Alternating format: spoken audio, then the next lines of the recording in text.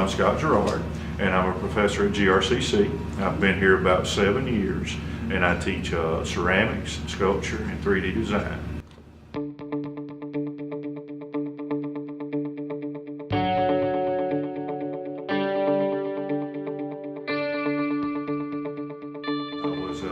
In high school, obviously, I was probably about 13 or 14, and I started taking some classes.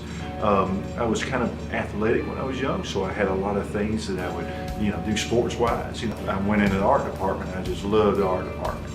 An artist in our family wasn't even really known. We came from kind of like a working class background, and everybody just kind of went to a factory. They didn't understand what pottery was about or anything like that. So I had a lot of resistance in that, but they were supportive to me in some ways. And then eventually, I kind of moved over to where I bought me a studio. My motivation to me was trying to make some money because, I felt like money proved my worth. I would throw pots until like my hands would bleed literally just to prove to my father that, hey, I have some sort of merit in life. And I would do anything and everything. So like I would give birthday parties, I would do anything to make money because I was hustling. And I did pretty good, I really did. Believe it or not, I made up between $30,000 and $40,000 a year doing that. And that was back in the 80s. As I matured and got older, it became more like I was more on like an assembly line. Artists make things and then they find something that sells, and then you just keep making it. Just constantly making the things that sold, you started losing that creativity. Okay? And then I had something that kind of changed the course of my life. I had something that affected me really bad that changed who I was. A tragedy for me, and it turned the course of my life. I got to where I couldn't really make any pottery. I just felt real bad when I'd make pottery. I lost my creativity. I went down to community college and I took an art class. And I found out that there were other people out there like me. And I met my professor at the University of West Georgia. That's where I ended up. So he said, Scott, you got lots of talents, man. You're good with people. You would be a really good professor. Why don't you go ahead and get your MFA? I went back to my studio for 4 years, and then I went to University of Clemson, and I got my Master's of Fine Arts at University of Clemson. And then I got a teaching job. And then, this teaching job was like winning a lottery. So I came here and I interviewed for it and ended up getting the position.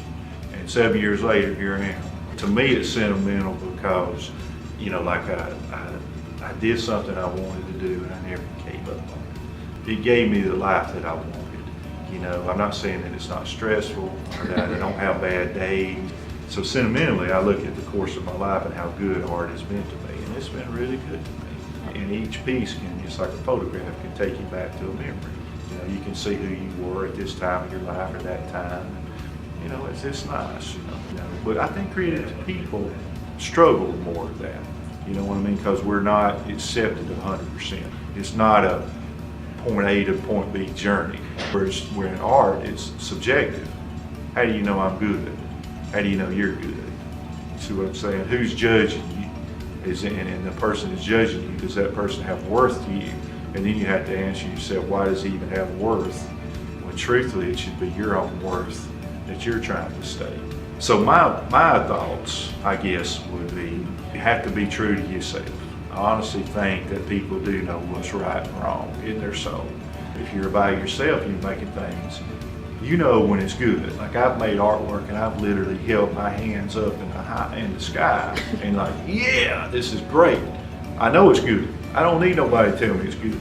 Like if you want to travel around the world and learn something, go travel around the world and learn something. If you want to go home, sit in your bedroom and paint all day long, go do that. If you want to be a filmmaker, be a filmmaker.